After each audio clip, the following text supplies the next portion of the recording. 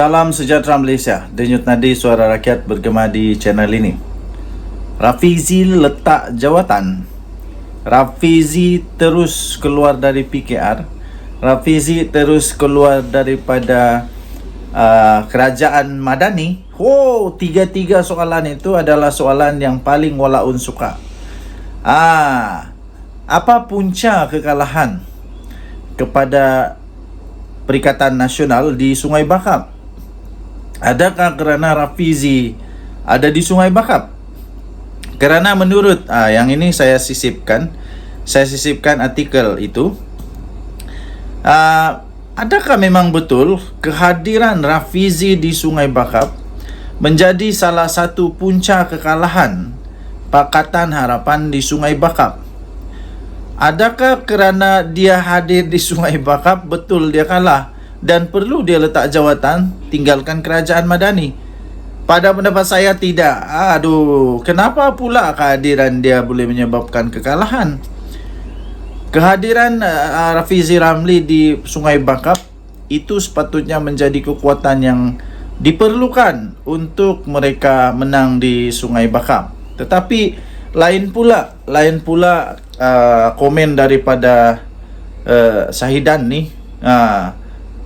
Seolah-olah kehadiran Rafizi Ramli di Sungai Bakap itu menjadi salah satu punca pula kekalahan. Jadi kalaulah Rafizi adalah punca kekalahan, memang tak lama lagi, memang satgi kita dengar lah suara-suara daripada walaun untuk mintalah Rafizi Ramli lah letak jawatan lah, punca kekalahan lah. Saya fikir itu biasalah, permainan politik. Tapi kalau Rafizi Ramli letak jawatan, kenapa? Jadi kenapalah kalau Rafizi Ramli letak jawatan? Kenapalah? Bukan pun Perikatan Nasional boleh jadi kerajaan. Bukan pun Perikatan Nasional boleh jadi kerajaan kalau Rafizi Ramli letak jawatan. Jadi kenapa mau paksa Rafizi Ramli letak jawatan? Lebih baiklah supaya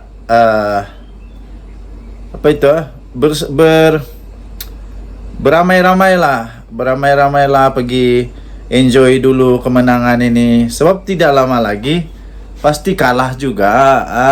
Jangan risau, ada banyak lagi PRK yang bakal berlangsung. PRK Nenggiri itu bakal berlangsung tidak lama lagi. PRK untuk 6 parlimen kemungkinan besar boleh berlaku lagi, kecuali di 2 tempat. Mungkin ada 4 lagi untuk PRK, untuk parlimen, beberapa parlimen. Di sana baru kita tengok lagi siapa menang siapa kalah. Jadi untuk Rafizi Ramli dikatakan, dituduh sebagai punca kekalahan PRK Sungai Bakap itu agak kurang munasabah, agak kurang logik. Sebab yang dia cakap itu bukan yang sembarangan. Dia berikan penerangan.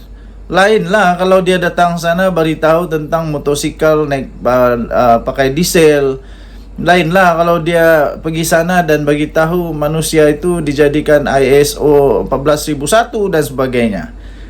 Itu memang agak pelik lah kan kalau itu terjadi. So apa komen anda? Denyut nadi suara rakyat bergema di channel ini. Jangan lupa tekan butang subscribe, like dan share.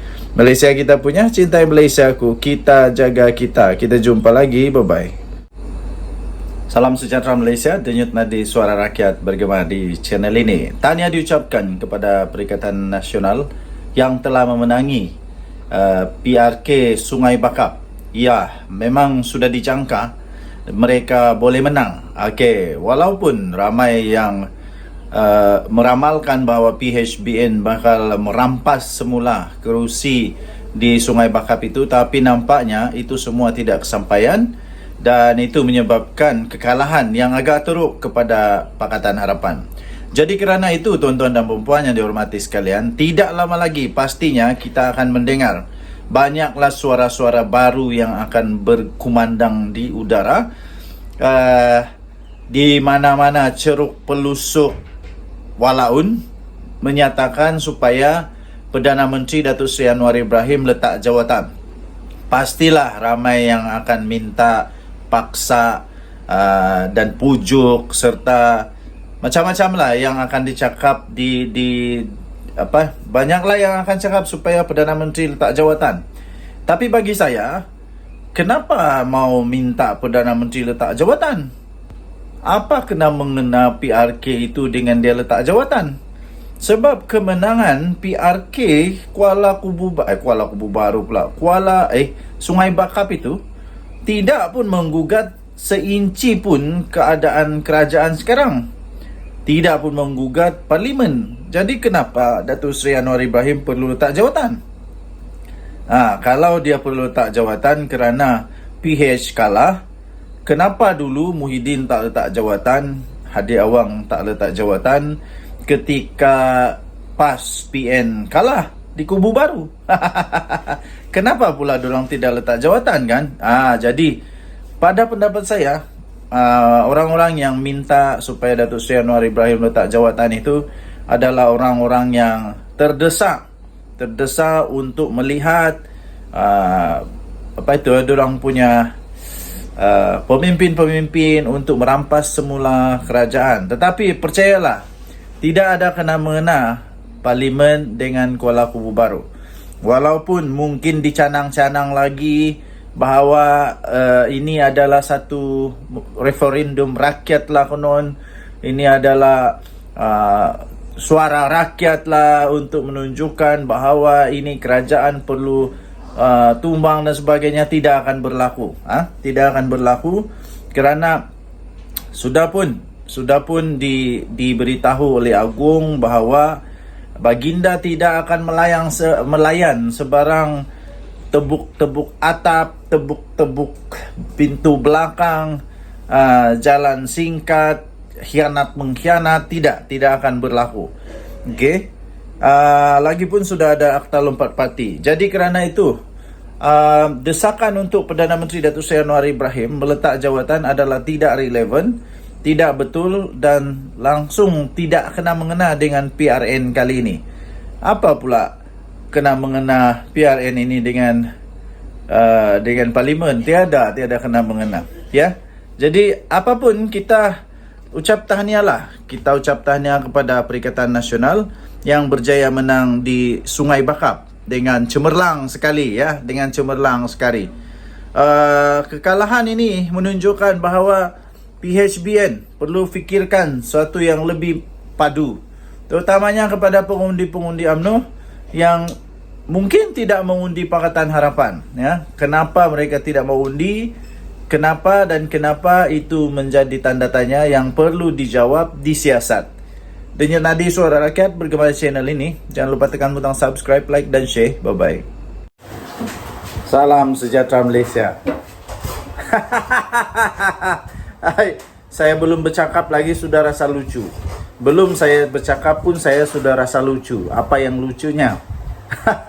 Ada dengar kata, tadi saya tonton video Juk Fazli dengan gelak yang memang lucu betul. Dia kata Perikatan Nasional, ada 11 ahli parlimen daripada Barisan Nasional akan melompat parti ataupun akan menarik sokongan daripada kerajaan selepas PRK Sungai Bakap. Inilah cerita lucu, cerita dongeng. Inilah cerita paling tidak masuk akal untuk 1 Julai 2024. Dia kata. Saya pun mau gelak juga lah. Entah cerita dari mana, entah ini cerita kedai kopi mana yang dapat ini, dan entah tok kadok, entah mana yang cerita ni, entah mana nenek kebayan yang cerita tentang benda ni. Tidak akan berlaku. Tidak mungkin akan berlaku. Yang mungkin berlaku ialah disahkan, mungkin ada lagi yang sokong PM. Mungkin ada yang letak jawatan daripada Perikatan Nasional. Itu yang mungkin boleh berlaku. Kenapa? Sebab sudah ada anti lompat parti. Jadi kalau mau sokong kerajaan tidak boleh sudah, susah sudah. Jadi satu-satunya cara letak jawatan lah. Letak jawatan. Yang dari dulu Hadi Awang kata PM Anwar akan tumbang bila-bila masa. Tak sampai sudah sekarang bertambah lagi usia Tok Guru Hadi Awang 1 tahun lagi pun tidak tumbang-tumbang. Adakah nanti 10 tahun dari sekarang baru tumbang kerajaan ini? Tidaklah, tidak akan tumbang. Kalau tumbang pun waktu pilihan raya lah kot. Waktu pilihan raya lah kot. Tidak ada lagi orang yang minat untuk tebuk-tebuk belakang, tebuk-tebuk atap. Tidak ada lagi. Lagipun yang di Pertuan Agung sekarang tidak berminat dengan tebuk atap. Tidak berminat dengan pintu belakang, main belakang, tidak. Agung sekarang, Agung yang tegas. Tidak ada harapan lagi. Untuk Atok Mahathir mau buat lagi plan A, plan B, plan C, plan D, Q. Belum pasti lagi dan tidak akan adalah. Pilihan raya 3 tahun dari sekarang. Waktu itu umur Mahathir 101 tahun. Waktu itu umur Mahathir 101 tahun. Persoalan memanglah manusia masih ada lagi ke Mahathir waktu itu. Kalau dia masih ada pun masih kuat lagi kah untuk berjajah-jajah, menjajah-jajah campaign. Kalau dia jadi MP waktu itu, tahu? Kalau dia jadi ahli parlimen waktu itu, umur dia akan menjadi umur MP paling tua. Masih boleh berjalan? Saya pun tidak tahu. Masih boleh jalan lagi atau tidak.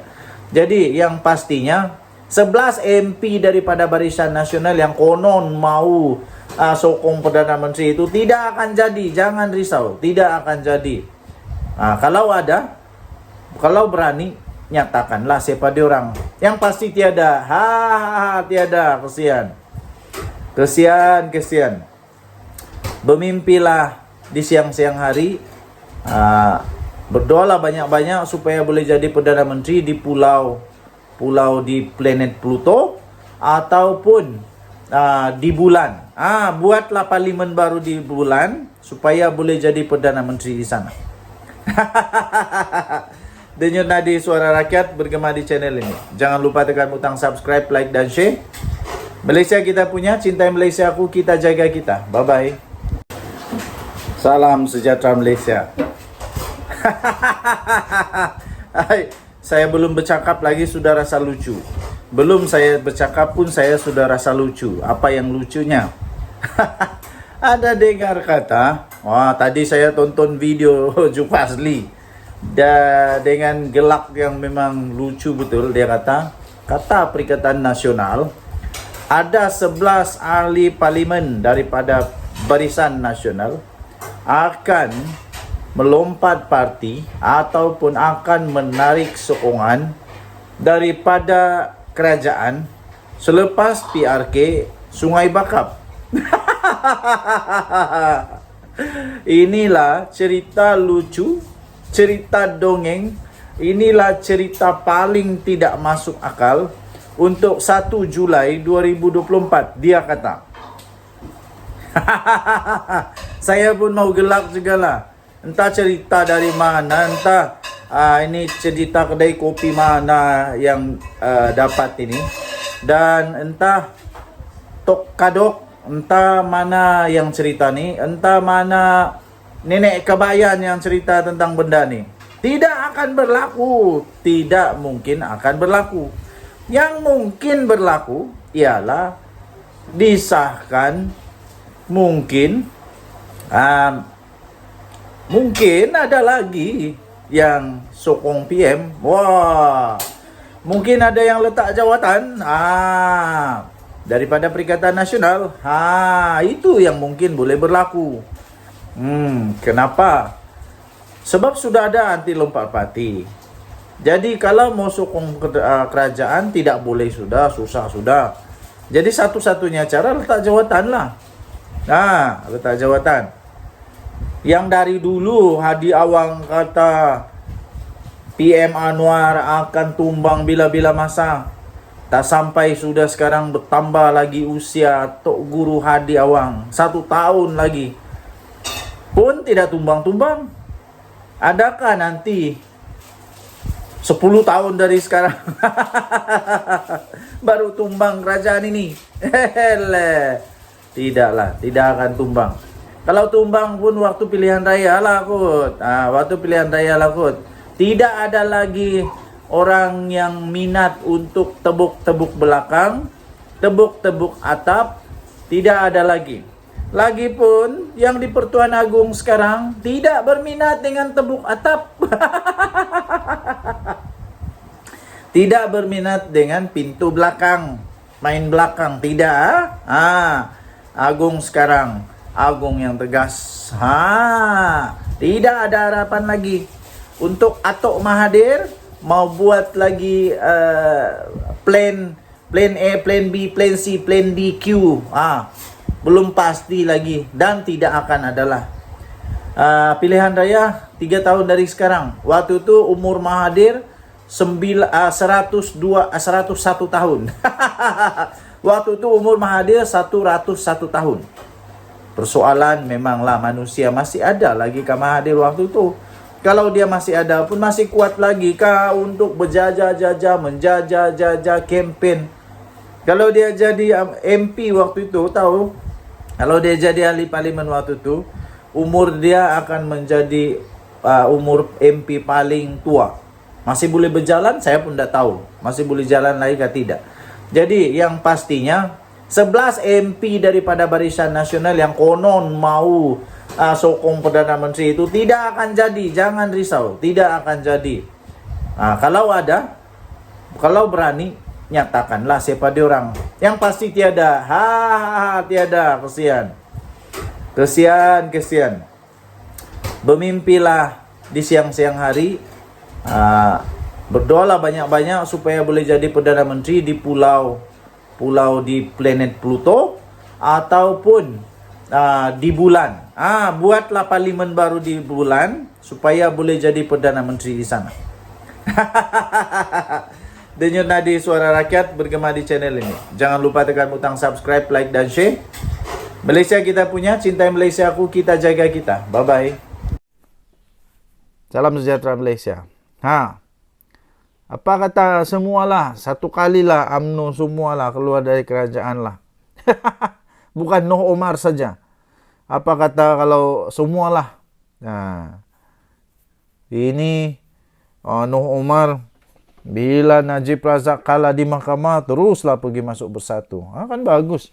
Baguslah tuh. Bagus. Tapi masalah dia, kalau semua ahli MP daripada UMNO masuk keluar dari kerajaan, diorang pergi mana? Siapa yang mau terima diorang lagi? Siapa lagi yang mau terima diorang? Sekarang tiba-tiba yang paling peliknya pula, setelah begitu huha, tiba-tiba ada pula pengumuman orang yang sudah dibuang, orang yang sudah digantung daripada UMNO, dari keahlian, dibuka semula untuk boleh buat rayuan, kita terima.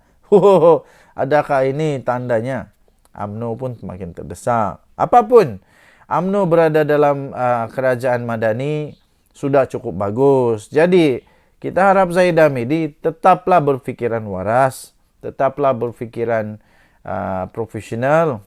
Jangan terikut-ikut dengan Noh Omar. Jangan terikut-ikut dengan Noh Omar yang hanya kerana Najib terus keluar daripada kerajaan. Berbaloikah UMNO keluar dari kerajaan perpaduan ini? Kerajaan perpaduan tidak rugi apa-apa. Yang paling rugi, kerajaan perpaduan rugi ialah dia kehilanganlah majoriti 2/3. Itu saja. Tapi untuk dia tumbang, tidak akan tumbang. Yang tumbang UMNO. Ini apa itu siapa lagi? Sekarang semuanya sudah mulai berani bersuara balik tahu. Tok Matasan tiba-tiba seolah-olah tidak lagi sehaluan, mempersoalkan BlackRock dan sebagainya. Kemudian ramai lagi lah yang lain-lain pun kan. Tapi baguslah kalau UMNO keluar.